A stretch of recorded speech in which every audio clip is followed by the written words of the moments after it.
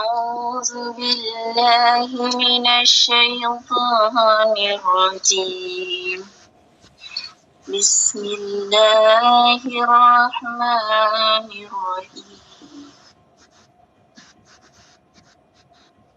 الحمد لله رب العالمين الرحمن الرحيم مالك يوم الدين إياك نعبد وإياك نستعين اهدنا الصراط المستقيم صراط الذين أنعمت عليهم غير المغضوب عليهم ولا الضالين.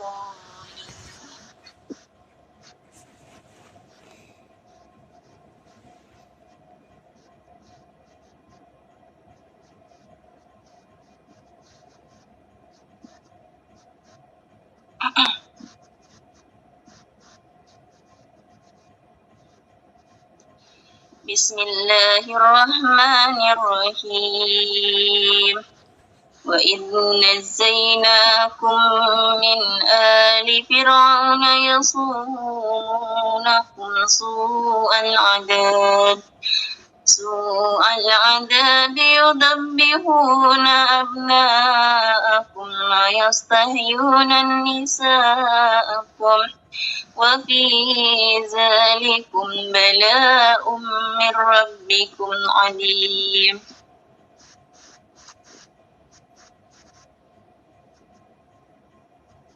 Wahai Bani Israel, ingatlah nikmatku yang telah aku berikan kepadamu, dan aku telah melebihkan kamu dari semua umat yang lain di alam ini pada masa itu.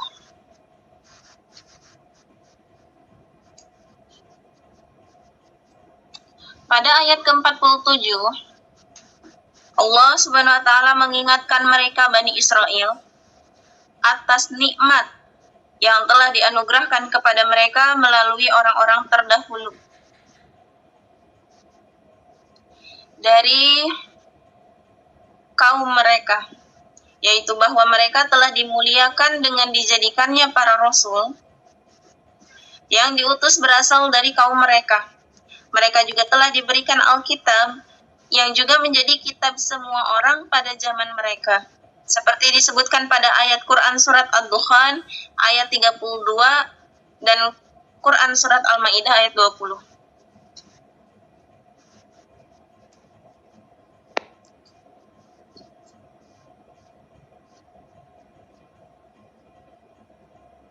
Berkenaan dengan ayat bahwasannya aku telah melebihkan kamu atas segala umat, Abul Aliyah mengatakan, yakni atas orang yang berilmu pada zaman tersebut, sebab setiap zaman pasti memiliki kelompok orang yang berilmu. Wajib memaknainya seperti yang disebutkan tadi, sebab umat Nabi Muhammad SAW adalah umat terbaik seperti disebutkan dalam ayat, kamu adalah umat yang terbaik yang dilahirkan untuk manusia, menyuruh kepada yang ma'ruf dan mencegah dari yang munkar, dan beriman kepada Allah sekiranya ahli kitab beriman. Tentulah itu lebih baik bagi mereka. Di antara mereka ada yang beriman dan kebanyakan mereka adalah orang-orang yang fasik. Quran surat Al-Imran ayat 110. Nabi SAW juga bersabda, kalian adalah umat yang paling baik dan paling mulia di sisi Allah. Nilai kalian sama dengan 70 umat yang lain. Hadis riwayat Ashabul Sunan dari Muawiyah bin Haidah al-Qusairi. Pendapat lain mengatakan bahwa maksudnya adalah keutamaan tidak secara mutlak. Ada juga yang berpendapat bahwa mereka telah diberi kelebihan atas umat-umat yang lain. Karena banyak para rasul yang diangkat menjadi kekasih Allah Subhanahu wa Ta'ala berasal dari kaum mereka, Dan Muhammad Sallallahu Alaihi Wasallam yang menjadi nabi terakhir adalah orang yang paling utama dari seluruh makhluk, Tuhan seluruh manusia di dunia dan di akhirat.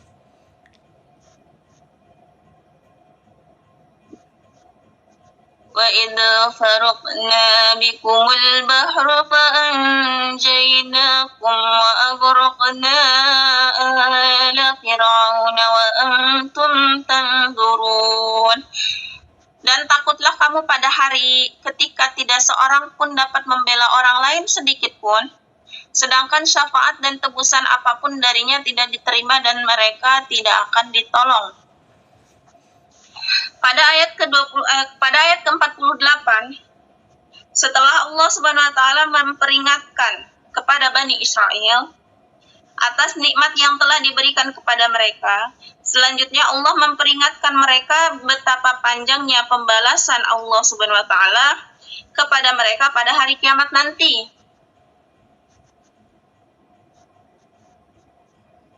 Allah Subhanahu wa taala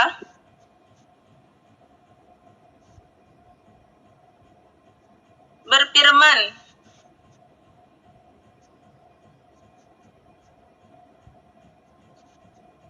dan jagalah dirimu dari azab hari, yakni hari kiamat, yang pada hari itu seseorang tidak dapat membela orang lain, walaupun sedikit pun, yakni satu orang tidak lagi memperhatikan orang lain, seperti yang disebutkan dalam firman Allah Subhanahu wa taala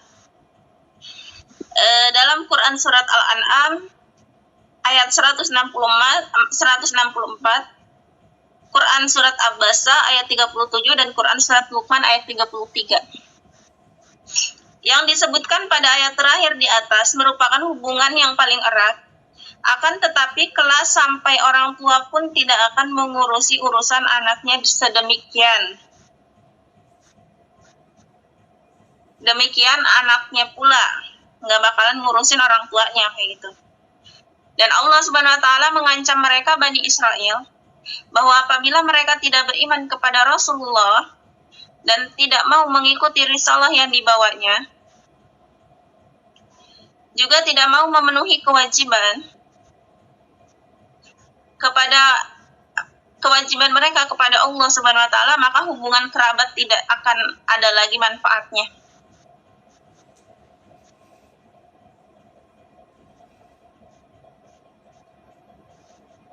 Tidak dapat memberikan syafaat satu sama lain, tidak akan ada penerimaan tebusan, walau tebusan itu berupa emas seisi bumi.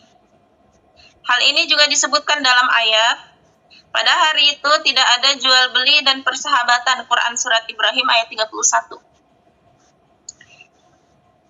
Firman Allah Subhanahu wa taala, dan tidaklah mereka akan ditolong, yakni tidak ada seorang pun yang akan menolong dan menyelamatkan mereka dari siksa Allah Subhanahu wa taala. Seperti halnya tadi, bahwa kerabat dan keluarga tidak akan membela mereka, tidak ada penerimaan tebusan, tidak ada penolong baik dirinya sendiri ataupun dari orang lain. Sebagaimana firman Allah Subhanahu wa taala, maka sekali-kali tidak ada bagi manusia itu suatu kekuatan pun, dan tidak pula seorang penolong. Quran surat At-Tariq ayat 10. Yakni bahwa Allah tidak akan menerima tebusan ataupun syafaat bagi orang yang kafir. Tidak ada penolong yang dapat menyelamatkan mereka dari siksa Allah Subhanahu wa taala, sebagaimana firman Allah Subhanahu wa taala dalam Quran surat Al-Fajr ayat 25 sampai 26, Quran surat As-Saffat ayat 25 sampai 26, dan Quran surat Al-Ahqaf ayat 28. Dan tentang firman Allah Subhanahu wa taala, kenapa kamu tidak tolong menolong, Quran surat As-Saffat ayat 25, ada hak meriwayatkan dari Ibnu Abbas, yakni mengapa kalian tidak saling mencegah dari siksa kami. Jauh-jauh sekali hal itu tidak berlaku hari ini. Open PC saya yang mau langsung DM. Mangki barangkali minat tuh Mangki.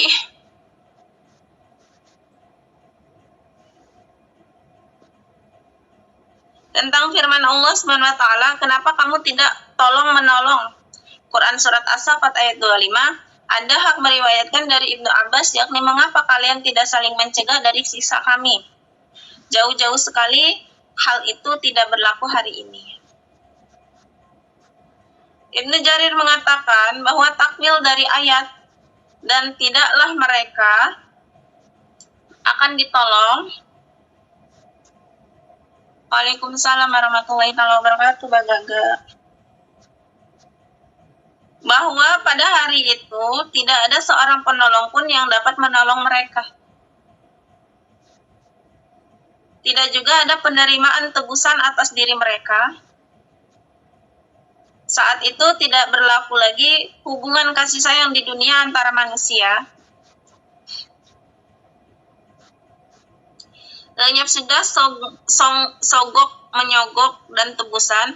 Tidak ada lagi saling tolong-menolong dan membantu antara satu kaum dengan yang lainnya. Yang berlaku adalah hukum Allah yang maha memaksa dan maha adil. Yang buruk akan mendapatkan keburukan sebagai balasan, dan yang baik akan memperoleh kebaikan yang berlipat ganda.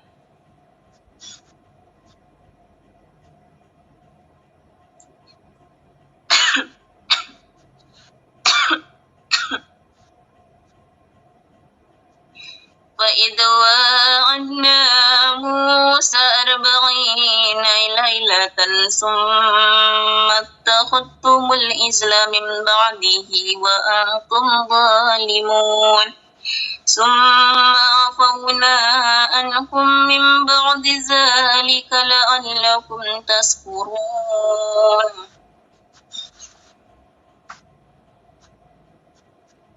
Dan ingatlah ketika kami menyelamatkan kamu dari Fir'aun dan pengikut-pengikut Fir'aun, mereka menimpakan siksaan yang sangat berat kepadamu.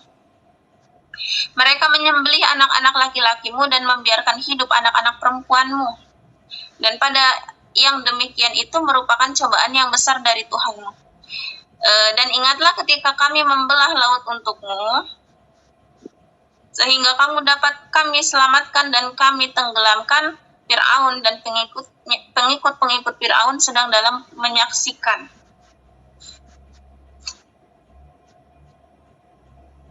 Ayat ke-49 sampai 50. Allah Subhanahu wa taala berfirman, wahai Bani Israel, ingatlah nikmat yang aku berikan kepada kalian.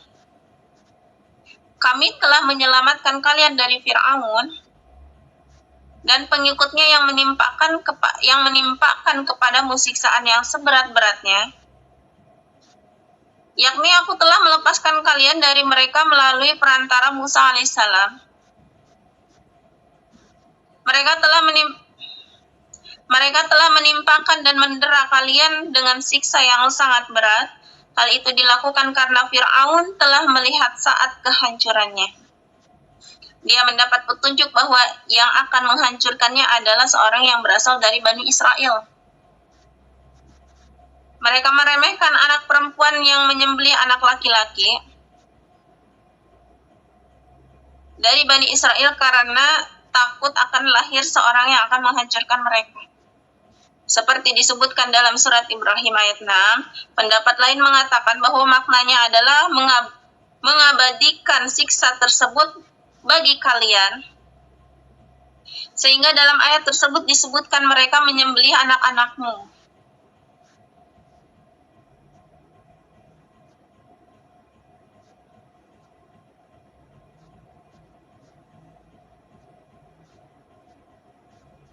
Yang laki-laki dan membiarkan hidup anak-anakmu yang perempuan. Sebagai penjelasan nikmat Allah Subhanahu wa taala bagi mereka pada ayat, mereka menimpakan kepadamu siksa yang seberat-beratnya, kemudian dipakai untuk mentafsirkan ayat, ingatlah akan nikmatku yang telah aku anugerahkan kepadamu. Sedangkan ayat yang terdapat pada surat Ibrahim ayat ke-5, ketika Allah Subhanahu wa taala berfirman, dan ingatkanlah mereka kepada hari-hari Allah, Maksud hari-hari Allah di sana adalah anugerah dan nikmat-nikmatnya. Pada ayat itu juga disebutkan mereka menyiksa kamu dengan siksaan yang pedih. Mereka menyembelih anak-anak laki-lakimu, membiarkan hidup anak-anak perempuanmu. Penyembelihan tersebut diadhabkan kepada kalimat sebelumnya untuk mengisyaratkan begitu besarnya nikmat Allah Subhanahu wa taala yang diberikan kepada Bani Israel. Fir'aun adalah gelar untuk pemuka di antara para raja kafir di Mesir. Seperti halnya Kaisar sebagai pemuka raja-raja kafir di Romawi dan Syam, atau Kisra yang memimpin raja-raja di Persia. Satu pendapat mengatakan bahwa nama Fir'aun yang hidup pada masa Nabi Musa alaihissalam adalah Al-Walid bin Musab bin Ar-Rayyan. Julukannya Abu Murrah, asalnya dari Farsi. Apapun nama dan keturunannya, Allah Subhanahu wa taala melaknatnya. Firman Allah Subhanahu wa taala pada ayat dan pada yang demikian itu terdapat cobaan-cobaan. Dan Ibnu Jarir mengatakan, yakni apa yang telah kami perbuat untuk kalian dengan menyelamatkan nenek moyang kalian dari siksa Fir'aun yang mereka alami, itu menjadi cobaan yang sangat besar bagi kamu sekalian Bani Israel, yaitu ujian berupa nikmat yang besar, dibala artinya cobaan. Cobaan itu ada kalanya berbentuk kebaikan atau nikmat, dan ada kalanya yang berbentuk musibah dan keburukan. Seperti disebutkan dalam ayat,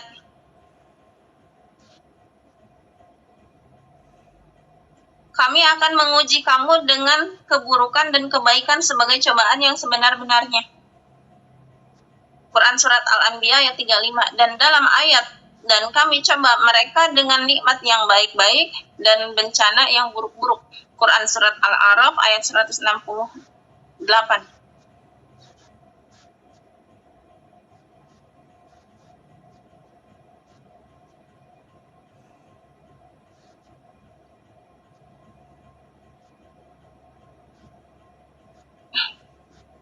Pendapat lain menyatakan bahwa maksud dari ayat pada yang demikian itu terdapat cobaan-cobaan adalah isyarat atas siksa yang menimpa mereka, yaitu siksa yang menghinakan dengan disembelihnya anak-anak laki-laki dan ditinggalkannya anak-anak perempuan. Al-Qurtubi mengatakan bahwa ini menurut pendapat jumhur ulama, maksudnya cobaan di sini adalah ujian yang buruk. Firman Allah Subhanahu wa taala, dan ingatlah ketika kami belah laut untukmu. Apa tadi muncul di layar itu telur bajing?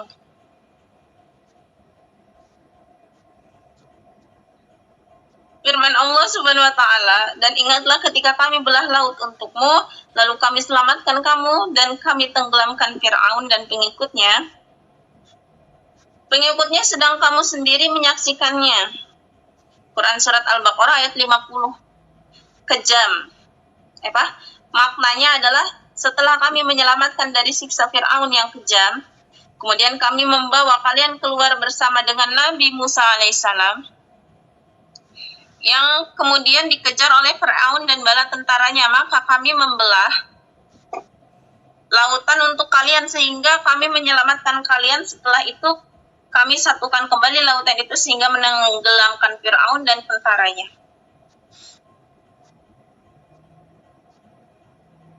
Sementara kalian menyaksikan itu semua, hal itu ditujukan untuk menjadi pengobat bagi hati kalian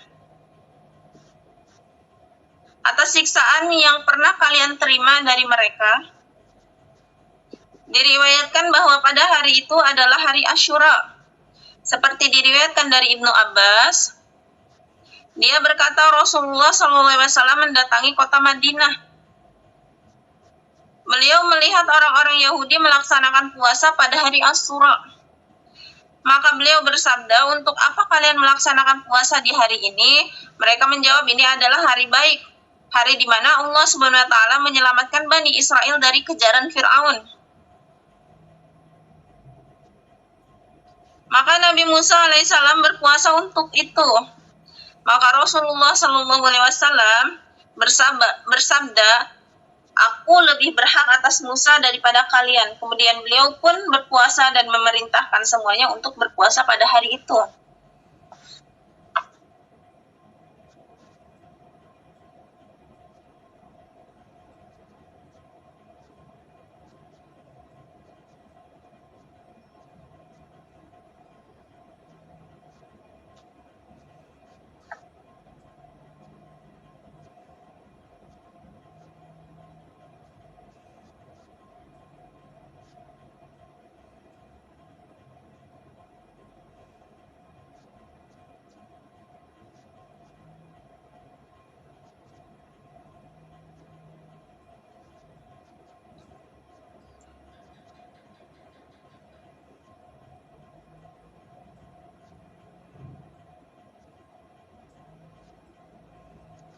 وَإِذْ قَالَ مُوسَى لِقَوْمِهِ يَا قَوْمِ إِنَّكُمْ ظَلَمْتُمْ أَنفُسَكُمْ بِاتِّخَاذِكُمُ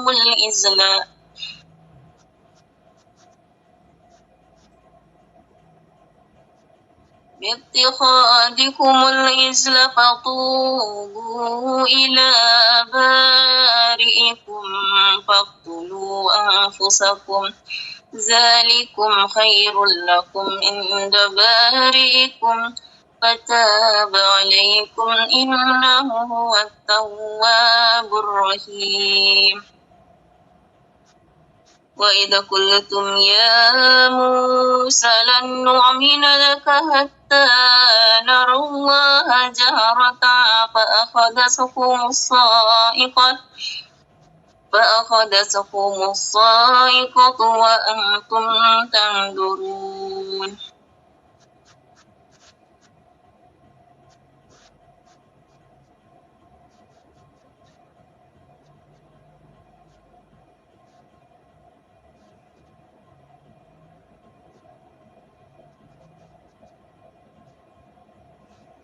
Dan ingatlah ketika kami menjanjikan kepada Musa 40 malam, kemudian kamu Bani Israel menjadi patung anak sapi sebagai sesembahan setelah kepergiannya, dan kamu menjadi orang-orang yang zalim.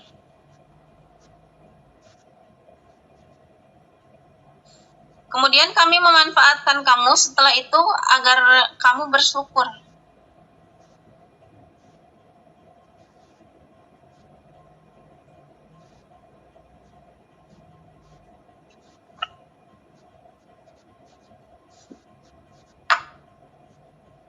Dan ingatlah ketika kami memberikan kepada Musa kitab dan Furqan agar kamu memperoleh petunjuk. Allah Subhanahu wa taala berfirman, dan ingatlah nikmatku kepada kalian yang telah memaafkan kalian ketika kalian menyembah lembu setelah kepergian Nabi Musa alaihissalam untuk beberapa waktu yang telah ditetapkan Tuhannya, yaitu 40 hari seperti disebutkan pada surat Al-A'raf, dan telah kami jadikan kepada Musa memberikan Taurat sesudah berlalu waktu 30 malam, dan kami sempurnakan jumlah malam itu dengan 10 malam lagi. Maka sempurnalah waktu yang telah ditentukan Tuhannya, waktu yang telah ditentukan Tuhannya 40 malam. Quran surat Al-A'raf ayat 142. Hal itu terjadi setelah diselamatkannya mereka di laut dari kejaran Fir'aun. Firman Allah Subhanahu wa taala, dan ingatlah ketika kami berikan kepada Musa Alkitab, maksudnya pada kitab Taurat, dan Al-Furqan maksudnya itu yang membedakan antara yang benar dan yang batil, hidayah dan kesesatan, agar kalian mendapat petunjuk. Ini juga dimaksud setelah mereka keluar dari lautan seperti yang disyaratkan surat Al-A'raf. Seperti disebutkan pada ayat Quran surat Al-Qasas ayat 43,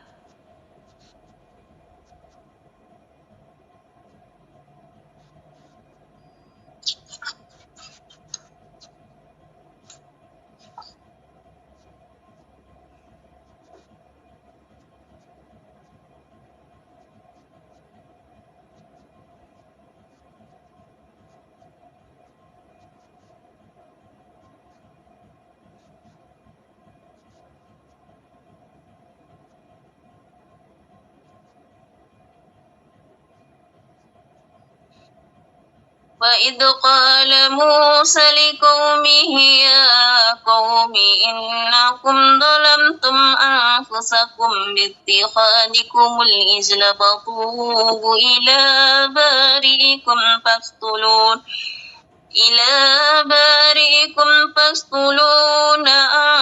فاقتلوا أنفسكم ذلكم خير لكم عند بارئكم فتاب عليكم إنه هو التواب الرحيم. Dan ingatlah ketika Musa berkata kepada kaum, wahai kaumku, kamu benar-benar telah menzalimi dirimu sendiri dengan menjadikan patung anak sapi sebagai sesembahan. Karena itu bertobatlah kepada penciptamu dan bunuhlah dirimu. Itu lebih baik bagimu di sisi penciptamu. Dia akan menerima tobatmu, sungguh dialah yang maha penerima tobat dan maha penyayang.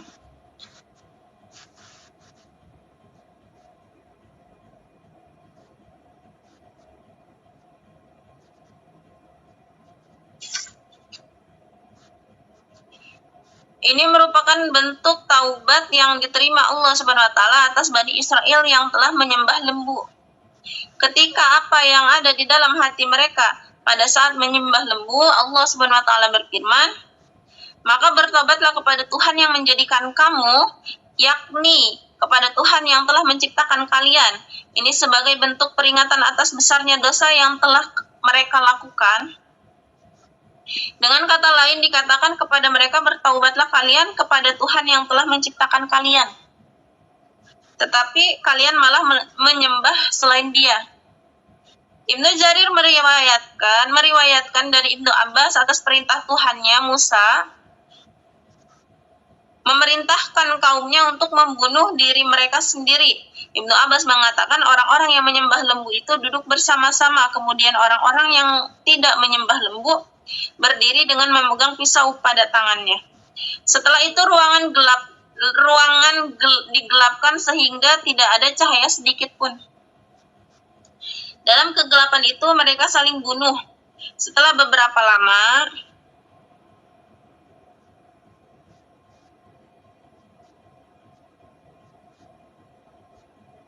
ruang diterangi kembali, maka didapati sekitar 70.000 orang yang terbunuh. Setiap orang yang telah terbunuh, ia mendapatkan taubat. Demikian juga orang yang tersisa pun memperoleh taubat. Aku kayaknya capek deh, pinggangnya nggak kuat, perih. Ini sampai ayat 54 aja ya.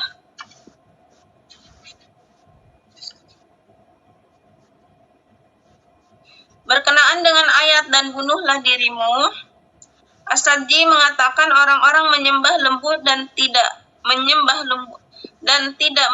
lembu saling menyerang dengan pedang. Mereka terbunuh dari kedua pihak termasuk syahid. Sehingga banyak sekali yang terbunuh dan hampir terjadi kehancuran.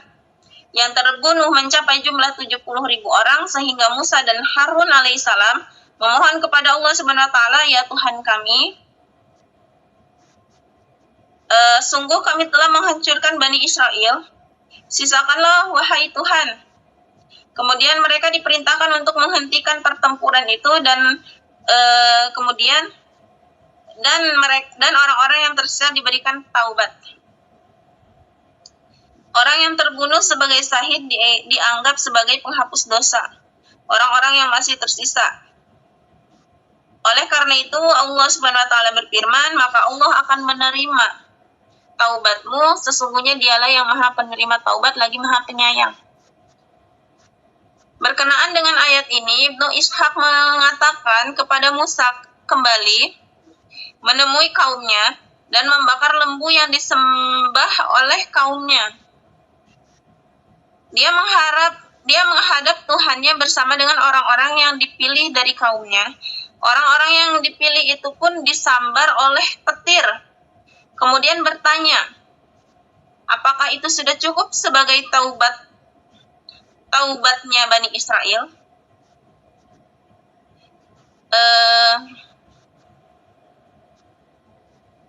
Dia menjawab tidak. kecuali mereka membunuh dirinya sendiri. Dan Ibnu Ishaq berkata, menurut apa yang saya terima, kemudian Bani Israel berkata bahwa mereka tidak sabar atas apa yang diperintahkan. Orang-orang yang menyembah lembu diperintahkan Tuhannya, sehingga Musa alaihissalam memerintahkan orang-orang yang tidak ikut serta menyembah lembu untuk memegang pedang dan membunuh orang-orang yang menyembah lembu. Musa merasa rapuh. Para wanita dan anak kecil menangis, memohon ampunan atas mereka, sehingga Allah Subhanahu wa taala memberikan taubat atas mereka, dan Musa pun memerintahkan agar memegang pedang tersebut dari mereka. Abdurrahman bin Zaid mengatakan, ketika Musa kembali kepada kaumnya, terdapat 70 orang dari kaumnya bersama dengan Harun yang tidak menyembah lembu. Musa berkata kepada mereka, berangkatlah kepada apa yang dijanjikan Tuhan kalian. Mereka berkata, apakah tidak ada kesempatan bertaubat? Dan Musa menjawab, ada. Maka bunuhlah dirimu, hal itu adalah lebih baik bagimu pada sisi Tuhan yang menjadikan kamu. Maka Allah akan menerima taubatmu. Kemudian mereka menghunuskan pedang dan senjata lainnya. Kemudian Allah Subhanahu wa taala mengirimkan kabut kepada mereka dan mereka saling memegang tangan satu sama lain. Dan akhirnya saling membunuh. Seorang membunuh saudaranya dan dia tidak mengetahuinya. Sehingga Allah Subhanahu wa taala menyeru mereka sebagai hamba yang sabar atas dirinya, sehingga Allah Subhanahu wa taala menurunkan ridhonya, maka yang terbunuh di antara mereka termasuk syahid, dan yang masih hidup diterima taubatnya. Kemudian Musa alaihissalam mengatakan, maka Allah akan menerima taubatmu, sesungguhnya dialah yang maha penerima taubat, lagi maha penyayang. Shadaqallahul adzim. Ya, enak.